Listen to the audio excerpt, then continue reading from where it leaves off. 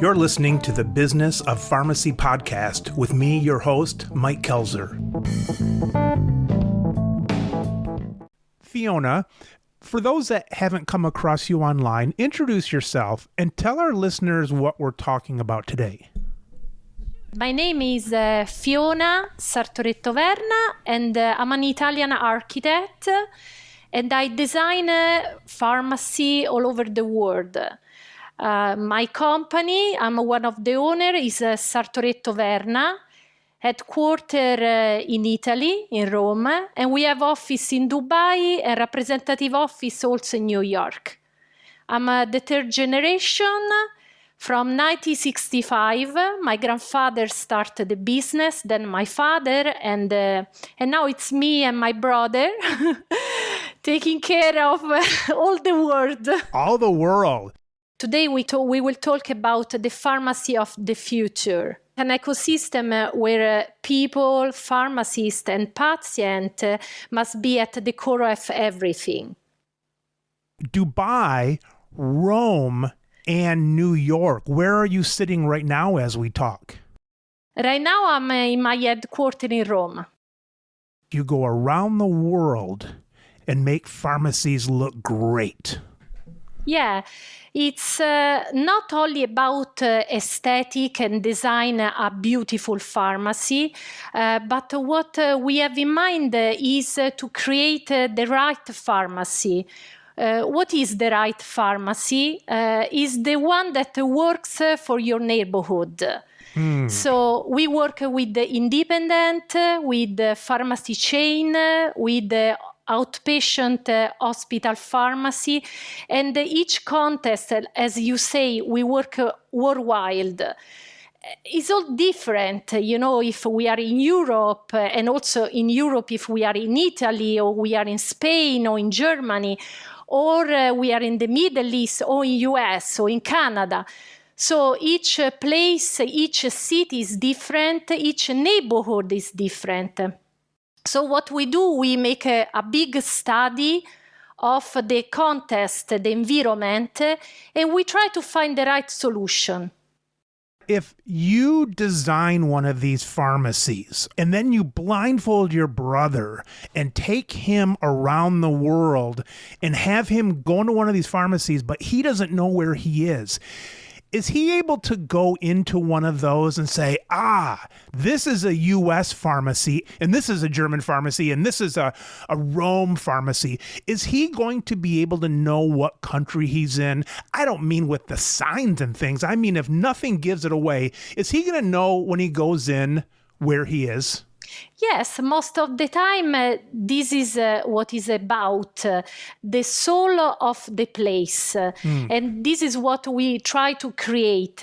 This means that if I work for US, of course, thinking about a front end, there are particular elements of design or some graphic or elements that maybe belongs only to this place. I make an example. Some years ago, I worked in Burlington, New Jersey, and when I ask for a graphic element they want to introduce, the owner, the independent owner, the pharmacist, asked me to design a bridge that is an iron bridge that they love, the neighbor love. For me, it doesn't seem a huge thing, but for the people that live in this area, it's something particular that belongs to them. So you will be able to understand the pharmacy for the pharmacy. Of course, it's also an analysis of the taste of the pharmacist, no? Because if he's a female, if is a male, or he want or she want to go green, so it depends from many things. But most of the time you can breathe the neighbor surround. We like to bring elements of design or particular materials that you can find only in that area. But even if it's from different areas in the U.S., your brother could walk into one and say, this is probably a United States pharmacy. Would he be able to do that? Yes. Yes. Why? What does the U.S. have across the pharmacies that your brother's going to be able to know it was designed for a U.S. pharmacy? I think that most of the pharmacy we design in US are looking for coziness. Coziness. So they want to create the family feelings inside the front end, something that you will not find in Middle East, not because the family is not important, because it's very important also over there, but is what the independent pharmacy in America want to transmit. They want to transmit that you are like at home. Like so color very soft, pastel, maybe some couch instead called the bench. The independent pharmacy owner are looking for of course a transformation, but we need to talk a lot about transformation in this period during the COVID, let's hope after the COVID.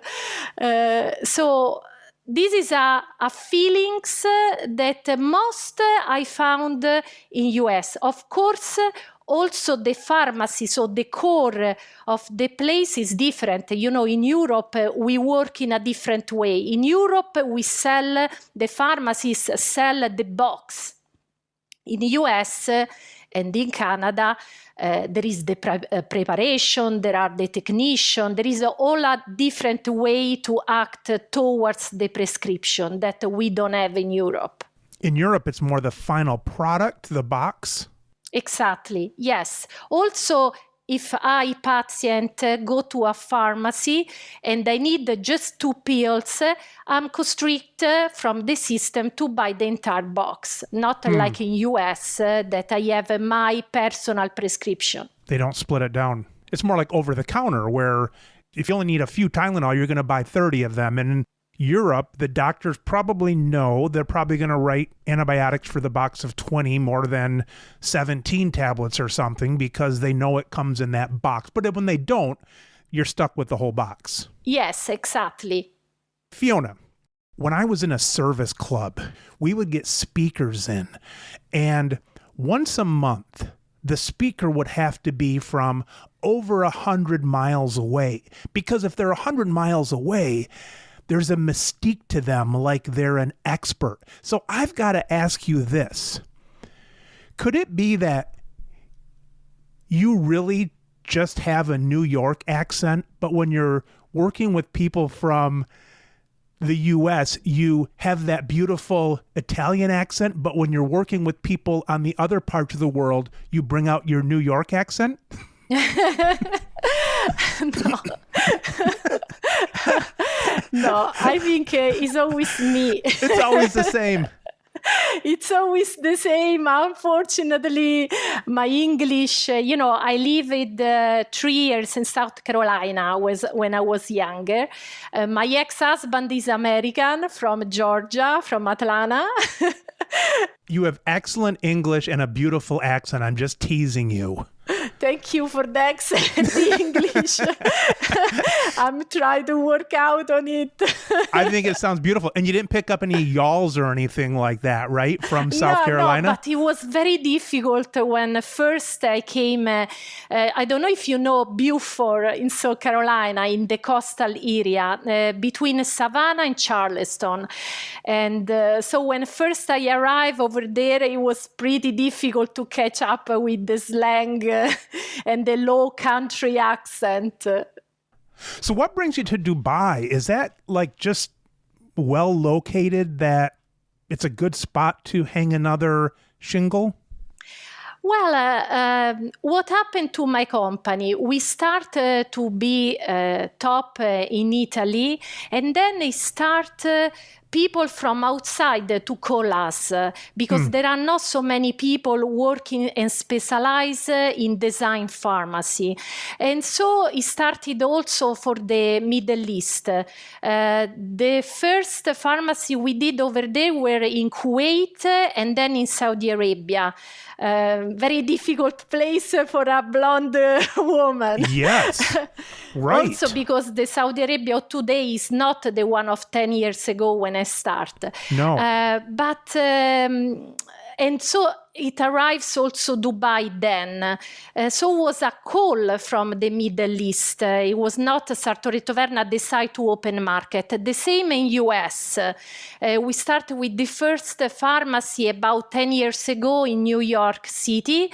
And now we have so many all the way. Now we are in construction with 2. One in Mamaroneck, one in Coney Island, another 2 are in design in Queens and Brooklyn, and several others, one in North Carolina, in California. So there is a transformation in the mind, and more maybe the COVID enhance this status. I think that in this moment, everybody is looking for the well. Because after so much sick, so much sufferance, the patient, everybody, the kids, everybody, we want to see well things. And so to start from the design. Feeling healthy, right? Yes. Well-being, wellness. I say the well culture. So to looking for everything that make you feel good. Yeah. And starting for redesign your front end or the concept, the entire concept of the pharmacy to gift this to your patient is very good. As I told you before, we start also to introduce the concept of design in the hospital pharmacy. Nobody think about hospital pharmacy in the Middle East. You don't think about it, right? I always say, like post office seat, you wait your time, your turn, and nothing more. Just do it. But now people are tired about this. They want to see interior where they are put in the center, their well-being, that is not only to look with the eye, but to feel. So it's a mental and physical well-being. Well, they say with marketing, like to be a good marketer, if you have a hammer and you're selling hammers, instead of selling hammers, you're selling a nail in the wall and a beautiful picture of their family. You know, that's what you're selling. You're selling the end product of a beautiful family. When you market pharmacy, yes, you can market the beauty of a healthy family and so on, but a lot of times when people market, they're still marketing someone helping someone with their boo-boo on their finger, or they have a thermometer in their mouth and they show the mother stroking their head or something like that. But it sounds to me like people are sick of COVID and you're really selling the solution more of wellness, not so much the focus on any sickness, but let's show healthiness and vibrancy. Absolutely. I think that I try to understand the needs of my clients because they need to understand the needs of their client. So when I I design a pharmacy, I always think about the patient, so the people that come in the pharmacy. This is very important. And so right now we have a big occasion. The occasion where the pharmacy and the pharmacist now is again the leader of the neighborhood, because in the moment that everybody were close, they were afraid, they were there. And I was there because we never closed one day. And you know, in Italy, what happened it was very hard. But because immediately from day one, we started the plexiglass screen for protect our client. And in this way, I really create a legacy, because in that moment it was not a business. Who cares? I give at the production cost. It was to protect my client, to protect the patient also. And so in this moment, yes, I think that everybody have to do a step forward and think to uniqueness, to give this happiness. I want to think positive, and not me because I'm positive. Yeah, right. No. Yeah.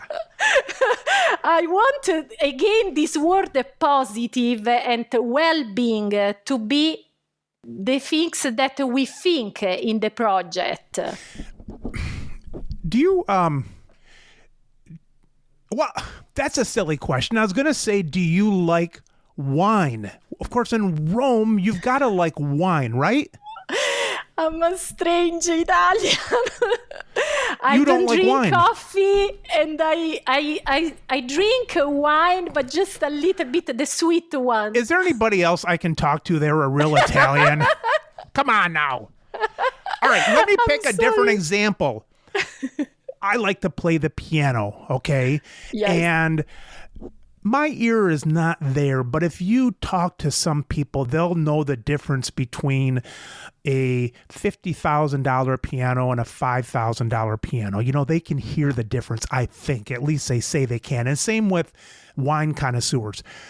But here's the thing, especially maybe with us guys, is you're like the people we listen to about wine or piano, and even more so, because when I hear of a pharmacy like health, I'm like, how different can that be? You know, just build the damn pharmacy and, you know, put up a picture of a few people smiling or something like that. But you live and breathe this stuff. And so you're actually talking to individual people. And from those conversations, you can have like two totally different pharmacy designs, and you can pull that out of them because of your talent and skills.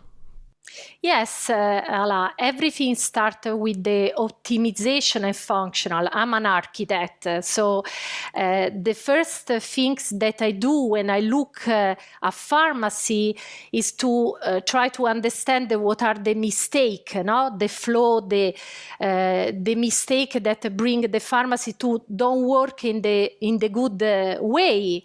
The mistakes that don't work in a good way. Yes, exactly. So the first things start from analysis. You know, in the last 2 years, I was not able to reach each pharmacy. It was impossible to travel. Mm-hmm. So also in remote, I can do this analysis because we do only this, like you say. So from a plan of a location or some picture, just we immediately understand if there are mistakes. Like, for example, one typical mistake is to put the prescription counter 2 steps in front of the entrance. You know, also if the location is very small, but this happen all the time. Just visit pharmacy in Brooklyn that have this problem. And then they ask me, well, the people don't ruse around, they don't look around the other area, they don't see there is maybe a private area for consultation. And so, of course, because you have a cold area and hot area. The hot area are all around the prescription counter, of course, because when I come inside the pharmacy, this is what I have in mind. I usually put 4 seconds to reach the counter. And this is one mistake that a lot of pharmacy have made. You need to create curiosity. You need to create a focal point that people will follow. You have not to create an obligatory pathway for the patient, but suggest some direction, attract them with some focal point in the way that you move them where do you want they go. And this is why, because we want to show them most of the pharmacy. If you have a front end with some product, you want to sell some product, you want to show. And so in this way, you attract their side of impulse buy. Not only they go inside for the prescription, but your attention is captured from something and they say, oh, well, I want also this. And so they reach. More and more now with the COVID, it's difficult because people with the mask look down. So we consider, and some on the project now are different, totally. Are you saying there's just one cash register up front, or are you saying that the pharmacy is actually too close to the front? In the US, the pharmacy put completely on the back. Most are the pharmacy chain that I visit. They have. The independent, no. No, not so much. It depends also from how much space the independent have. So if we talk about chain, yes, because they have a huge front end with all these huge high gondolas that create the corridor, and then on the back there is the pharmacy. I was related about the independent pharmacy. In this case, yes, most of the pharmacy I saw, they try to be closer to the patient, and so they advance. But they've gone to the extreme, too close. Yes, and also, you know what I notice? Sometimes they arrive with me with the other design. No, so I look what other design of pharmacy or people that sell furniture in US design, and what I notice is that they first of all they want a lot of more space that needed in the pharmacy area than the front end. Here is the contrary. As you pay a lot for location, you try to optimize at the maximum the pharmacy area. This doesn't mean that it will not be functional. At the contrary, we can create a space very functional for the pharmacy area, but with less space than required. In the US, you're saying that the independents, they want a lot of room for the employees to move around behind the pharmacy. And you're saying that you can bring that down to leave more room out front, and they don't have to worry about that you're not going to give them enough space. There's ways to bring it down, and if the flow is right, you can save space in the pharmacy that they can use out front. Absolutely, because anyway, sometimes is under-evaluate the power also economically in terms of profits that a good front end can give to independent pharmacy. As independents, even though I know there's wonderful pharmacists at chain stores, I always tell people, I'm like, there's wonderful pharmacists there, but there's a lot of pressure coming down from the corporation to make the great employees not always to give the best service.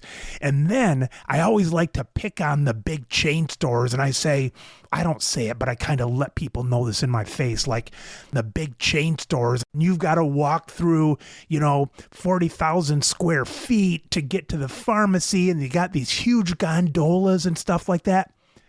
But have the chain stores done a good job? Or if you were in charge of that, where are the chains going wrong in the US?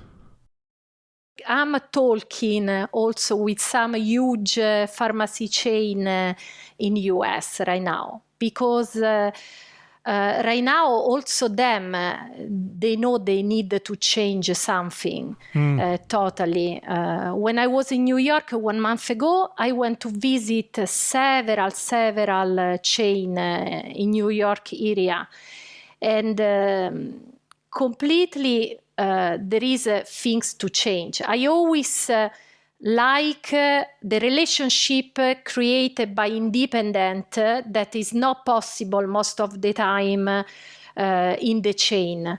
So now they realize, probably because the online is all over now, so the people can choose if to take the car, go to a chain, or just have it to the same price online. So is different with the independent, where I go there because I know the pharmacist, I know they treat me very good, I know that they have a customer service fantastic. Unfortunately, still very far for the chain. So when you go there, you are most of the time alone. So customer service is something that they really need to take care. I know is a big point, because customer service means people that advise you, people that lose time, and in the chain they are very, very, very busy. So this is one point. The second point, in the design, I see everywhere, maybe just one chain, maybe another is starting to change the card on the table, but still there is the product like a protagonist, like a core of the pharmacy. And I don't think now it's the right market. It was before, but not right now. Right now, the people want to feel protection is the word, well-being is the word. So it's not the product anymore that need to be attractive for the patient, but is the service. The first point you were making, that the stores are big, and if they give too much customer service, then they're losing help from the pharmacy. What point were you making on that to say that the chains didn't want to lose that help from the pharmacy? When I go in, I'm alone, so I don't find the people that help me all the time. Does their current system work well when the customer is alone, or do you think their current system doesn't work well because it's like a maze or something? I think that now, if we talk about millennial and X generation, everything is changed. Yeah. If I see my daughters, they go online, they even don't type the things, they just give order to the phone. Sure. And this means that the generation of the market right now wants something different, because they will go online. They will not take the car or take the bus, the metro to go physically. So the store, I make some article on this. The pharmacy of the future will be a pharmacy that welcome the online together, the in-store. So physical and remote will be together. And it's already like this in the fashion. It's already like this in beauty shop. You can see there are events in remote with trendy people, blogger, inside, all together connect, some in the store, some in remote. This is what our kids, the new generation, the millennials are already living. So why not in the pharmacy? Why the pharmacy is always the last to arrive? When people go in now, they don't want so much focus on product, because where maybe a chain right now has, I'm going to pick on the chains. Let's say they have real long gondolas. They're all the same metal. They're all the same height. It's really focused on product. There's people, but they're way at the back.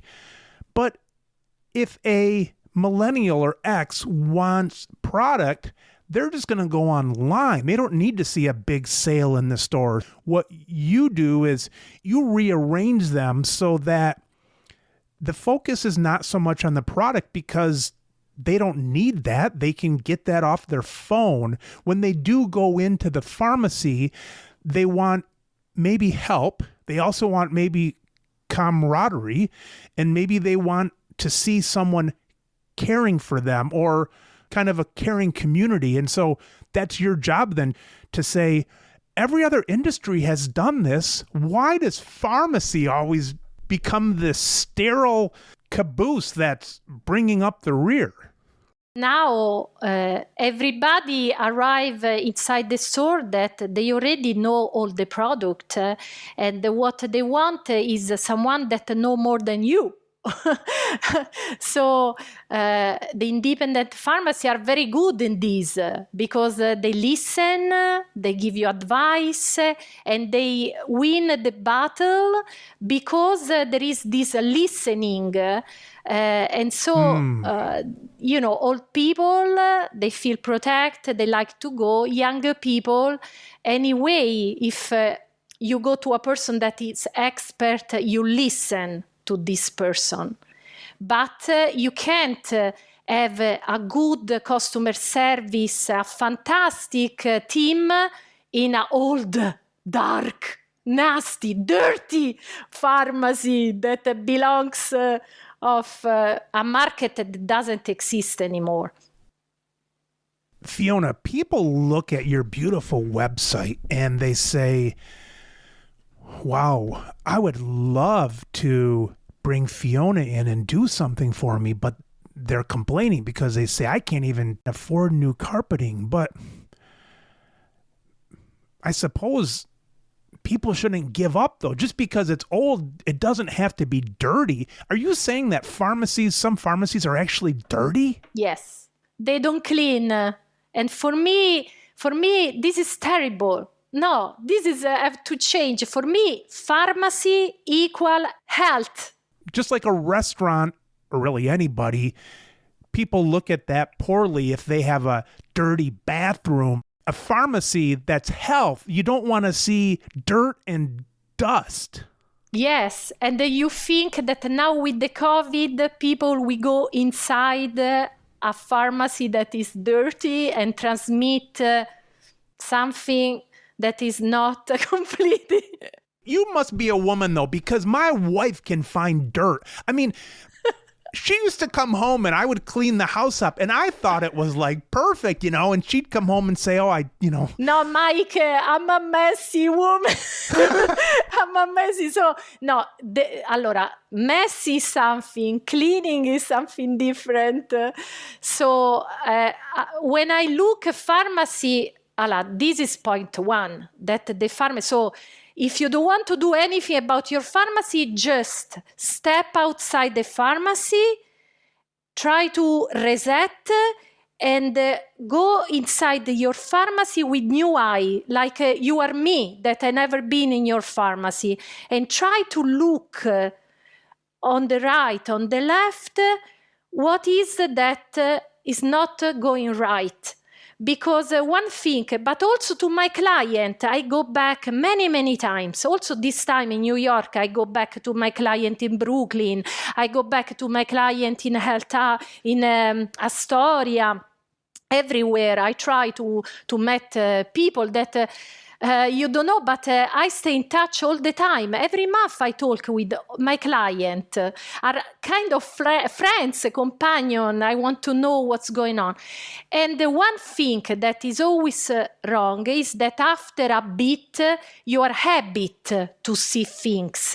Yeah. And so my advice is take off, because most of the time, the pharmacy, you continue to put temporary expo, that cover everything. So your client, your patient come there and there is confusion. They don't know where to go. They don't know communication. They don't know the product because there is many layers of expo, one on top of the other, and at the end is a bazaar. Expo, you mean like fixtures that are out in the aisle and so on, like sales and things like that? Yes, because sometimes the brand send you temporary pop-up fixture, and 1, 2, it's fine. But then after years, this pop-up, you never take off. So first advice, go out to your pharmacy, open the door, go in, and look with different eye, and you will find by yourself mistakes. If you don't, call me.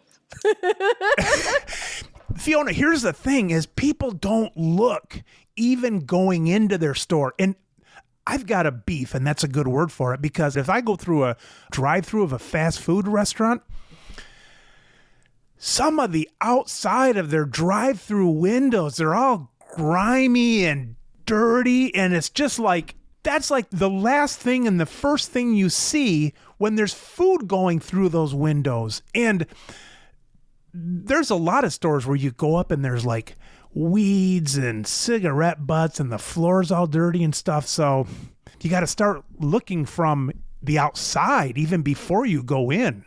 Yes, absolutely. The outside, the signage, is your business card, how present your pharmacy to the people, because you will have your follower that are the neighbor that know you, but all the other, they don't know you, so you need to capture their attention.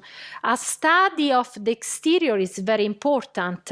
What you write in your signage, what can be attractive, different from your competitors, to push the people that are outside or they are driving to stop and decide to go in.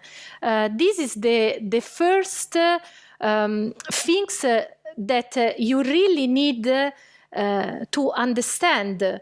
But we saw that usually it's the last. The signage is the last.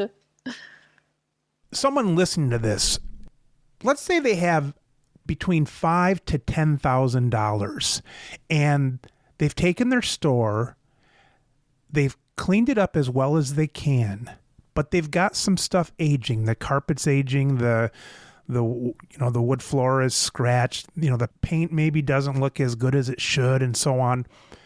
If they've got like $5,000 or $10,000, where do they spend that first? As far as, I'm not talking marketing or product or wages. Where would they spend between $5,000 to $10,000 if they've kind of given up? They hardly want to spend anything, but now they've got $5,000 or $10,000. Where would they spend that?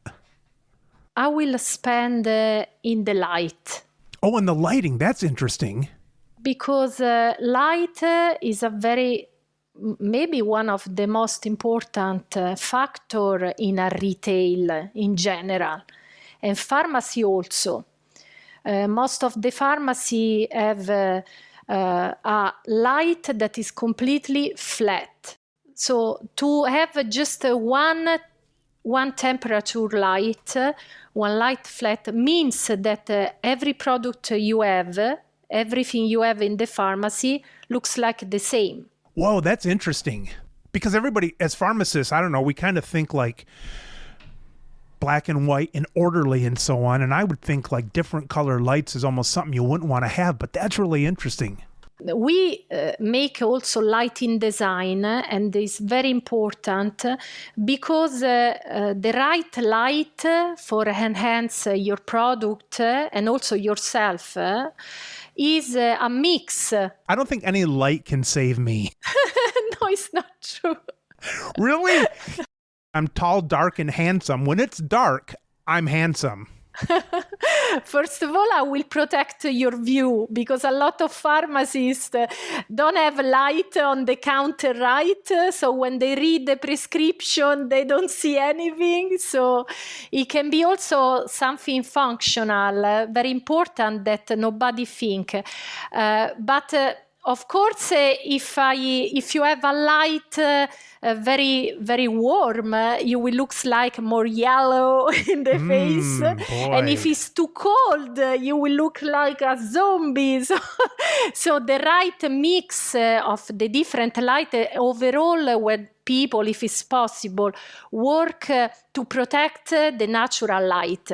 I saw many projects in US where everybody cover everything. Yeah, no, right. We want, if there is a garden, a view, a nice view, to enjoy, but also for the pharmacist and the team that they work over there all day long. As is what I told you before, well-being, physical and mental, also for the people that work, not only the people, the patient and the customer that come. We're really blessed in our pharmacy because we're kind of on a peninsula. We've got one road going and then a side road, then a back road. And so I've got windows on 3 sides of my pharmacy that I'm looking out during the day.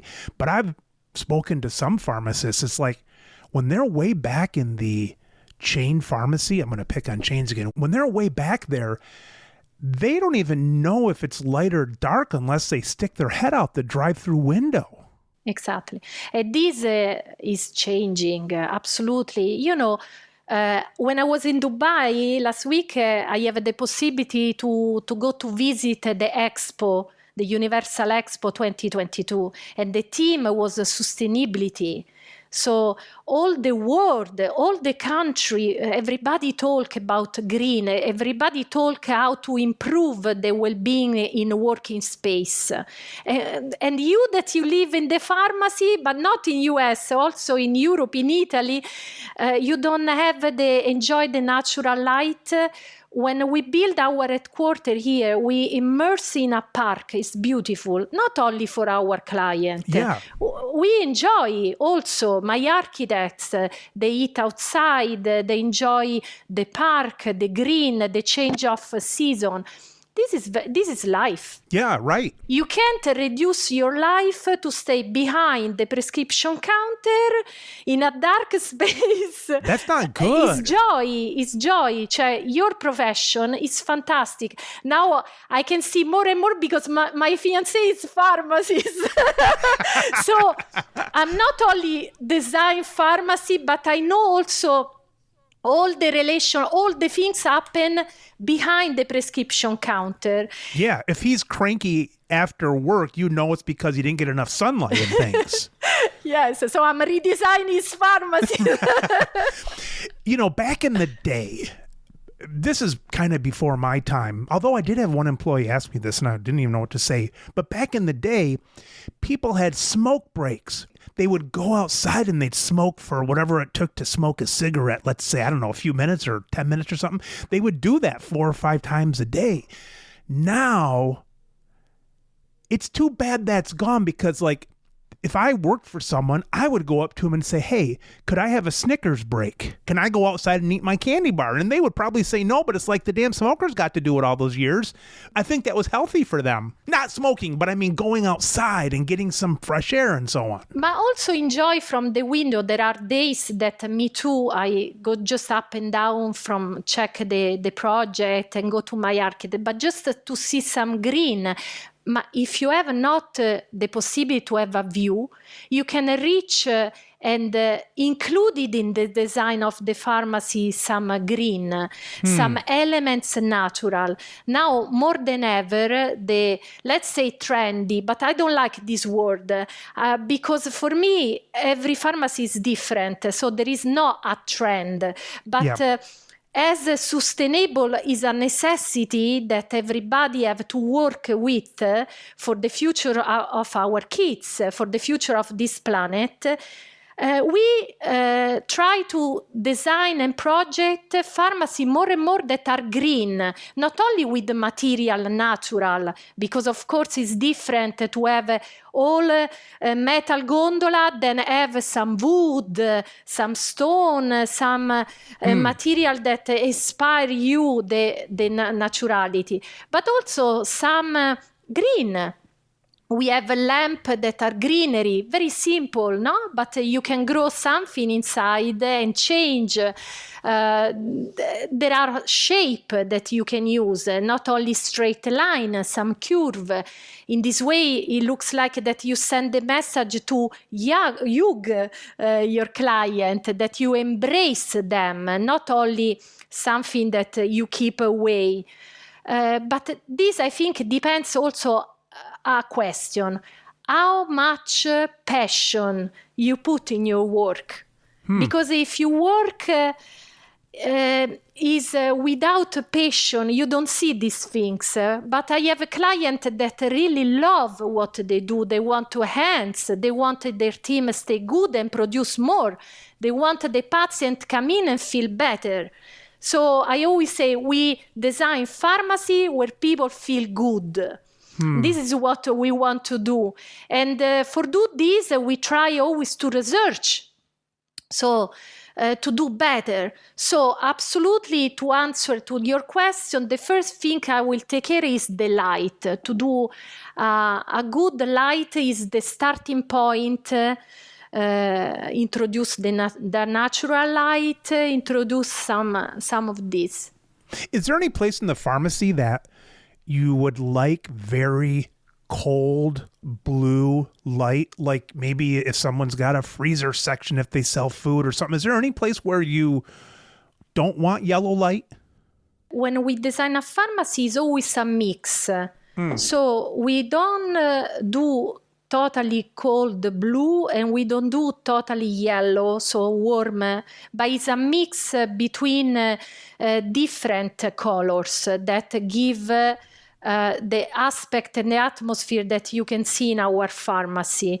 I always recommend 3 levels of lights that we use in our project on top of the natural if it's possible. And one is the one in the ceiling. Fortunately, lucky, in Europe, most of the pharmacy have a plasterboard ceiling, but in US, you have the modular tiles ceiling, so it's more difficult. But you can always suspend some light different to your ceiling if you don't want to replace or change. Sure. So there is one light that is the one that arrives from the ceiling, and usually if you have a wall expo, is the one that project and give light of the product from the front. So give this light, and is pretty uniform, but depend from the project because over the gondola is vertical, so there are some rules. Then we have the light integrated in our fixture because all our fixtures are designed and produced by us. And so it's, fixture that arrive from change, and our client told us, this work, this not. So, and usually the fixture give an atmosphere light. Eat the product from the side or give a communication on top. Then there is a third kind of light that is the one that give a focal point. So is the design light, something you like. And now, for example, we just finished to install a pharmacy in Mamaroneck Village, north of New York at the boundaries with Connecticut. And we put over the waiting area where there is a private talk, is a small pharmacy, 600 square footage, so a normal pharmacy, but 3 light with the 3 squirrel. Something that capture the attention, give light, and make something fun for the kids that arrive. So the mix of these 3 create the atmosphere, the uniqueness of the pharmacy, the front end. I'm boring because when you said the lights, I was picturing like everything on the same plane in the ceiling with just different color bulbs, which would look sometimes odd if you look up and see that. But what you're saying is a combination of what type of warmth of light, but also there's lights all over the place that we old people aren't even thinking of. They're basically from the floorboards up to the ceiling with different kinds of lights. Yes, absolutely. Also, one element, Mike, that you need to consider is the photophobic people. I'm a photophobic people, so when I come inside a retail where there is a strong light against me, or a cold light or something that is broke, many times you see retail that the bulb, so you need to protect the patient. A lot of people are photophobic today. You mean they might have seizures or something? Yes, migraine, headache, yes, absolutely. So it's not only that you do to enhance and create a beautiful atmosphere. It's also something that you do for the safeness and the health of your patient. I didn't realize how far I was behind because we spent that time talking about lights, but now you've got other stuff. I mean, we touched on the wood and the stone, but coming out from that $5,000 to $10,000 budget, what's another area we're looking at? What else is there in the pharmacy that I'm not thinking of with that many different possibilities? Can I tell you, please, trash the tall gondolas? Trash the tall gondolas. Get rid of them. The metal gondola. Stop. Trash the big high ones. Yes. Go low. If it's possible, change material. How low? What's the upper limit that those should be? 1 meter and 40. You need to be sure that a normal woman can see through and can see anyway all the location. For our consideration and our anthropomorphic study, the gondola have changed dramatically in the last years, no? Because people with the phone, they look down, they do look up. So also the posture now with the mask is the same. The people are a little bit, this mask protect the face. You don't see so much, so you don't do up. So before the excellent position was at your eye level.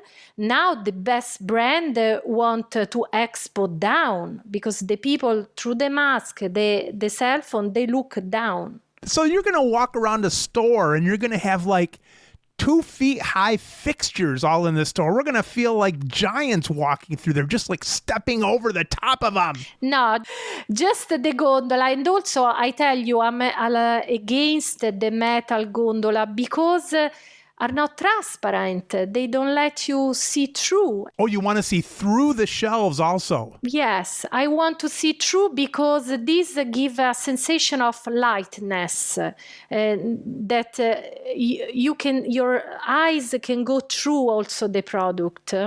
It seems to me that if I was in a pharmacy where I was used to being able to see through and over, if I got into a pharmacy with higher metal gondolas, I would maybe not feel as safe. Like maybe I couldn't see everything. Is that an issue too, where it's maybe a safety thing that you can see the whole store, or is that not a concern? Yeah, many of my clients ask me, maybe they are alone in the pharmacy or they are 1-2 people, they have not so much team that can stay aware. Overall in Middle East, also in the chain, there is always one pharmacy for maybe 3,000 square footage. And he needs to control, to check all this surface. And in this way also it's important to have a surface that you can check. In the US, would the big chains ever come down, or is that going to be a hard sell? Until now, no, but I know that there are plans to change also this kind. They have so many products, so many SKU to position, no? But also this is coming to change. Cioè better, less SKU and position better that to have, you see that also in US now there are a lot of express pharmacy. So there is not anymore so big box. They are going small because they understand that it's better to have a few category, but very well reason on the wellness of the people, on the health of the people. So they are tailorize the product depend from the area where there are the people. Would that mean smaller square feet, or just they can maybe bring down the gondolas, have those shorter and that kind of thing? Or are you saying that there's going to be smaller chain stores? They are going smaller. They are? Yes. We sell medical equipment in our pharmacy, and there was a company in Detroit about, golly, this is like 15, 20 years ago, and they were going to be like the Best Buy of home medical equipment, a real big store. And they didn't make it. And one of the reasons I think they didn't make it is that, first of all, you've got old people in the store. By nature of the category, medical equipment, you have a lot of old people. And they frankly don't want to walk all the way across the parking lot and then all the way through this store. So that's number one. Secondly is, when you're in there buying your adult diapers or something like that, it's fun in Best Buy when someone says, back in the day when you'd go to Best Buy, they're like, oh, what do you got there? Oh, I got a new video game, or I'm buying this album, the Bee Gees or something like that. But you don't want to run into someone like that and saying, oh, what size adult diapers do you have? That kind of stuff. Yes, absolutely. You want more privacy in something smaller. Yeah, these kind of items are always protected, but I don't like when they are put in a remote place and live like alone. I like also the golden age. I call the golden age category, because you really can explore these items with a different view. You don't need so much space if you want to add a category like this, because you need just a screen and you can show the product on screen. And when the people is interested, you just make the product come in store. All right, so I brought up like adult diapers, for example, and you're saying that you don't maybe need the full display because people will be in their car or at home. They find out what you have. They might order or at least just come in, and that stuff can be in the back room or in the basement or something? Absolutely, yes. You need to take off the idea that your front end is the stock room. Many times I see front end use it like the storage room because maybe are in the basement or are in the mezzanine, so you don't want to do the stairs. But it's not the same. The front end is a place that must be attractive with an atmosphere, and when there are not so much product, but well communicate. So communication is very important, also for all the people. So yes, adult diaper, you put one, and then you have all the sides. So you put one, and then you put a signage, a communication that say, hey, ask to me, and I will bring you all you want. Or in your online app, there will be all the sites, everything, so the people order and pick up in the store or in the curbside. That's interesting. We already did a pharmacy where there is a window for the e-commerce that is divided from the cash counter or the prescription counter. You promote that in the store by saying this is for people that have ordered online or have seen it online and now they're coming in. Yes, it's everywhere. Every sport shop, every fashion shop have this service. Why not a pharmacy also small? It needs just a window and a big stockage, because of course it can be divided from the pharmacy if you don't have a space, but you will make the goods arrive at the time that the client come to pick up. On our website for my store, I recently put probably 20 to 30 items on our website, and it's built, it says pick up in store. And some people just like to see it before they come in. They know exactly what the price is going to be. They know you have it and so on. But we do get some sales, and people buy them, and we print off this, and they come in, they pick it up. It's quick. Yeah. You need only to pay attention, because go online for an independent means to have a completely different store. Something is that you do only promotion seasonally or with some event. Some that you create a shop online.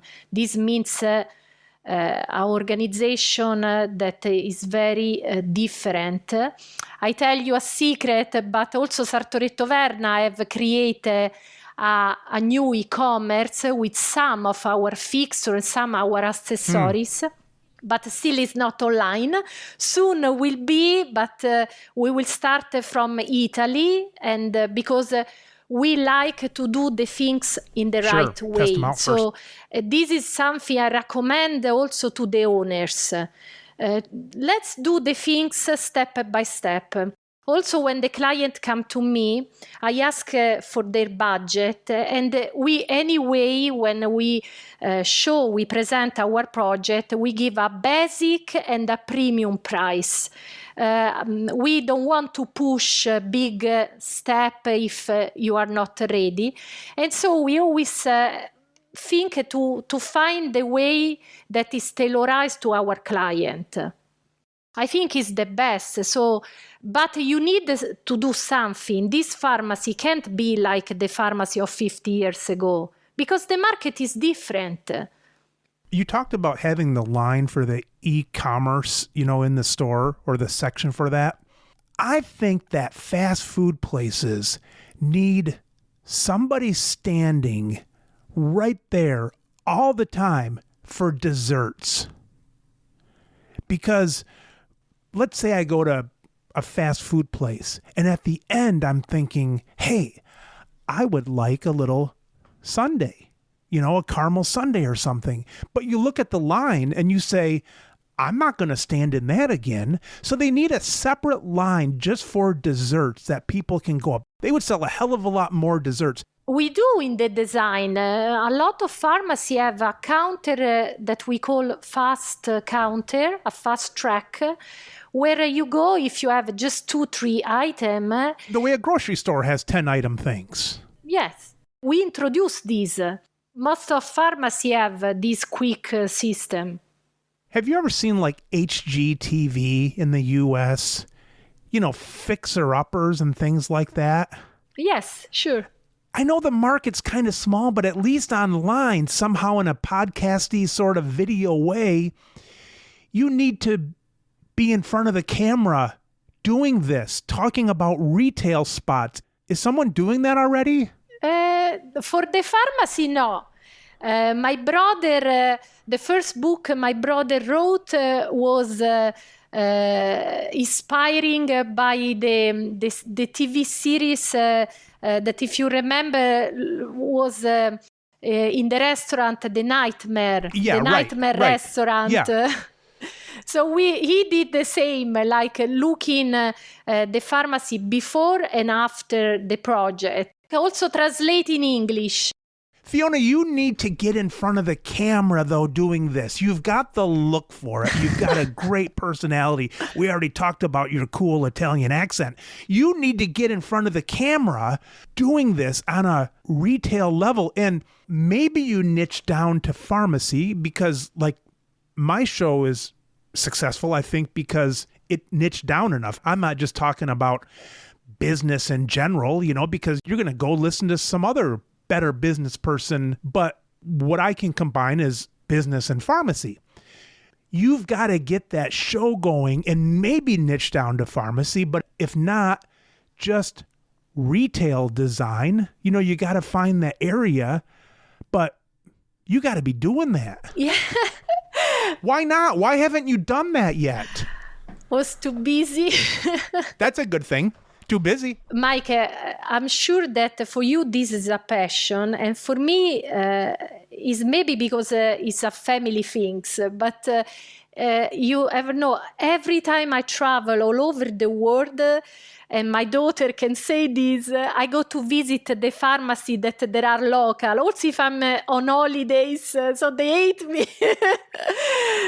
So my daughter know all the pharmacy that there are in the place because I love it. So something like you say, it will be something very good to do, to go and check and try to give advice. This is what I told you. With my client, they became more friend. We talk. So if they are problem, if they have also small things, we try to solve. So is more than just a business. It's the same relation that I think the independent pharmacy have for their client. When they call them by the name, they know the name of the dog. It's the same for us. Many architects maybe are more distant, are more famous, but I like to have this empathy for everyone. So if there is someone that want to contact me, I always answer to everybody in LinkedIn, through email. I don't make feel the distance because the goal is the same. No?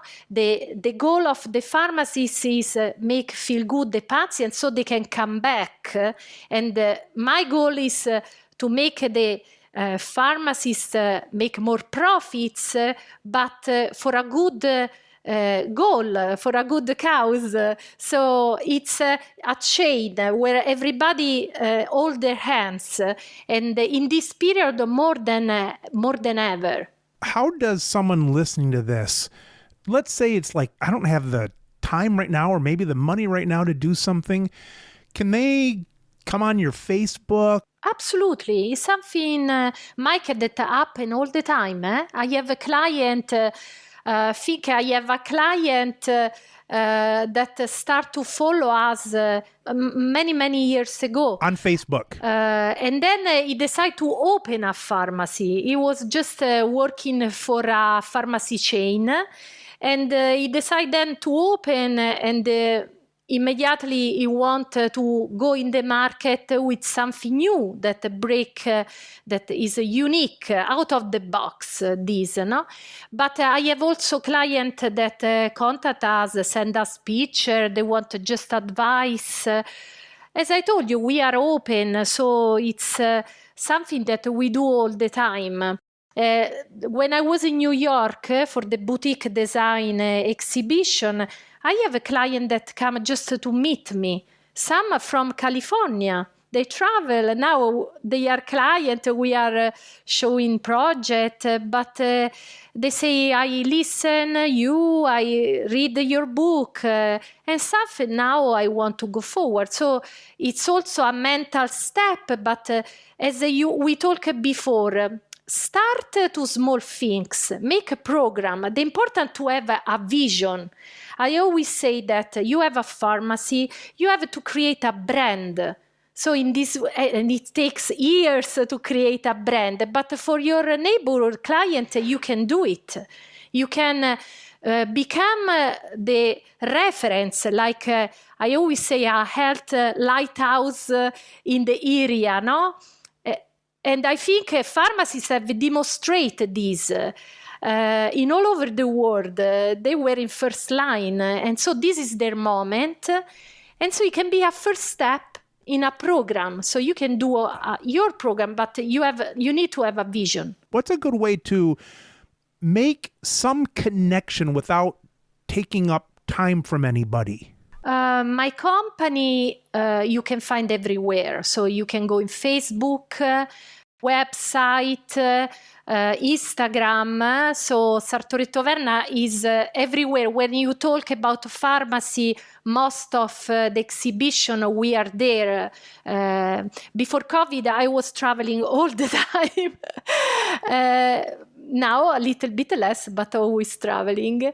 If you want to go in contact directly with me, the best channel is like you did through LinkedIn, where I wrote most of my articles. They can just reach out and say hi. Yes, just hi. I heard you on the show and I just want to say hi. Exactly, yes. And I personally write you back. Maybe if it's the night for me, because I'm in Italy, I will answer the day after. But most of the time, I'm a little bit workaholic. So I've got this all wrong because I'm old school and I said that you should be on TV, but you're already all over the internet doing everything, right? Yeah, yes. Now the social give you a big power to reach everybody in all the world. So through our article, the books,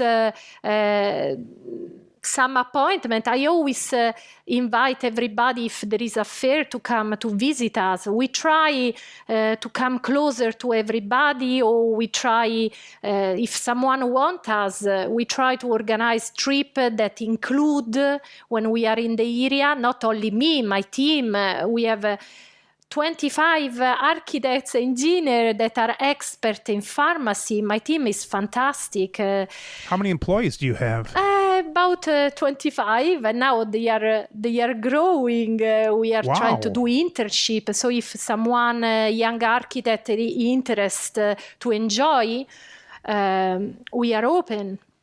We also diversify because, Mike, what happened?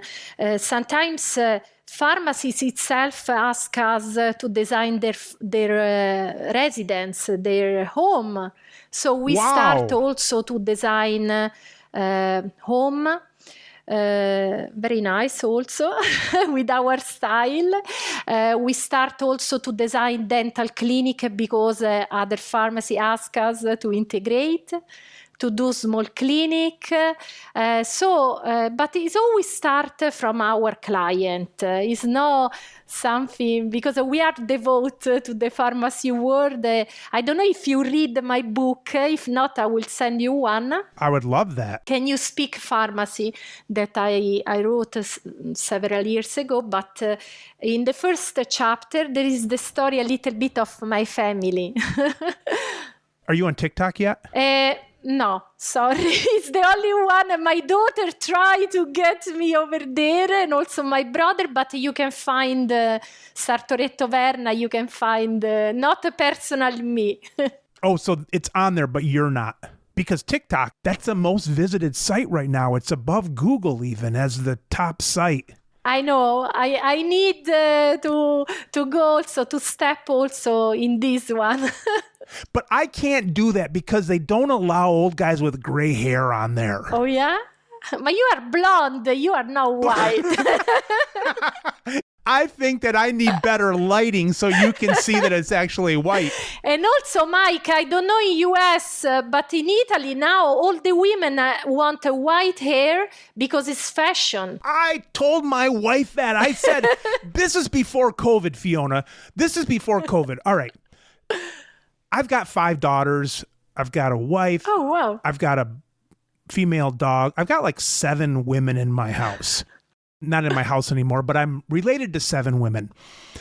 I told my wife before COVID, this is before COVID even, I said, I don't know why women still color their hair as much, because with all the vegans and natural and green, and like you talked about wood and stone and all that, I said, Margaret, why do women still color their hair? With everything going natural, women should have white hair. And I said, I bet that within like 5 years, it's going to be a trend where women have white hair. And she said, no, it's not going to happen. Well, then COVID came along to help me. And I think I'm going to win this bet. Yes, now it's fashion. Now it's fashionable. A lot of young people want white hair. Kind of a platinum, though. It's not natural white. White or silver? White to silver. This is what they request. Yes, cold colors. There's a few guys on these social medias, and every once in a while it's like the silver fox, and the silver this or that. I could do it, but I figure all the silver names have been taken already, so I guess I can't anymore. Fiona, it's nice to meet you. Thanks for joining me. Me too. That was a lot of fun. Hope in person also one day when I come in US. I hope so too, in person. Absolutely. We go out for a dinner or something. Out for wine. Italian prefer to eat. You're eaters instead of wine drinkers. I like to eat, and I like also to cook for my friends, for my fiancé. I'm pretty good. I'm a friend now. Yes, of course. When you are far from your original country, I learned to cook a lot Italian food because I want to eat. Is there any Italian food in the U.S. that tastes like Italian food, or is it all like garbage? I'm sure there are. But usually my first rule when I travel all over the world that I eat Italian food or if I cook it or if I'm at home. In my own country. So, happens sometimes. One time I was in Turkey Caicos by this client. They have a huge family and they make me stay in a hotel, fantastic, with a huge American kitchen, the one that have everything.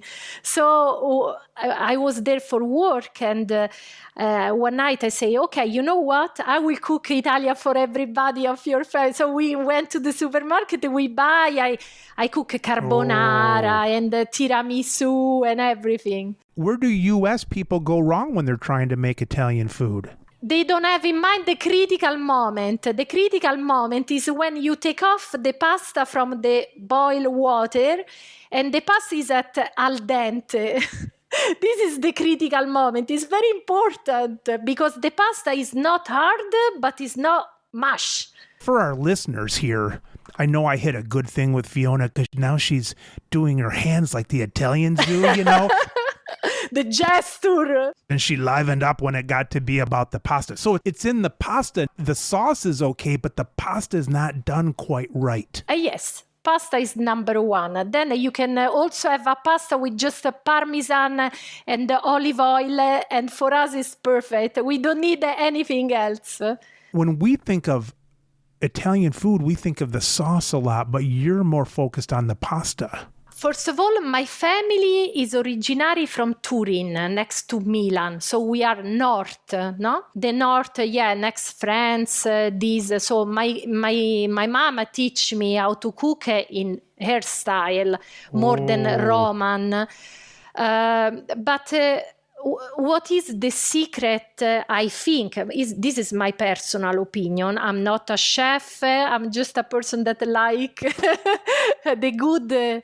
But I went to a lot of restaurants with Michelin star because it's my family, something and I think a lot of Italian are, is the first thing to use product very fresh. I know it's difficult, but for example, when I was living in South Carolina in Beaufort, I found some farm and more than go all the time to the supermarket, the weekend was stopping there and buy the squash, buy the things that was seasonal.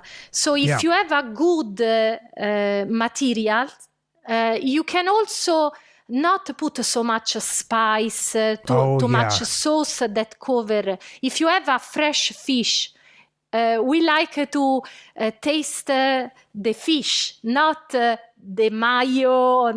But I know it's different from the American culture. But I like also the burger, the fries, the sweet potatoes, everything, the okra, the fried okra. Also here we have a McDonald's, we have all the chain, and my daughter love it. But we try to, when I can, I go to the market, I buy fresh things. I know it's more difficult. Me too, I love to grab a pizza and finish the lunch like this in quickness.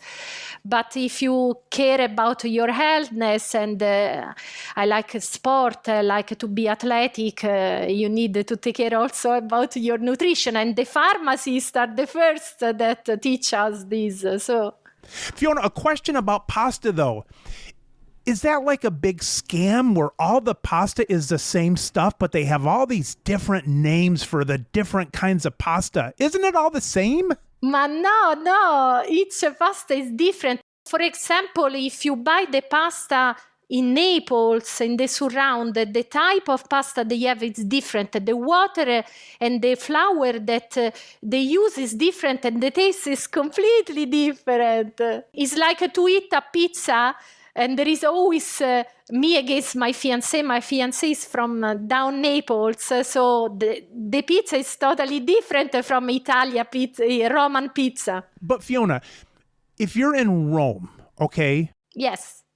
Let's say it's the Roman mix of flour and water and all that ingredients. Mm-hmm. Does it matter the different styles, like the long spaghetti and the twisted this and all the different shapes of pasta?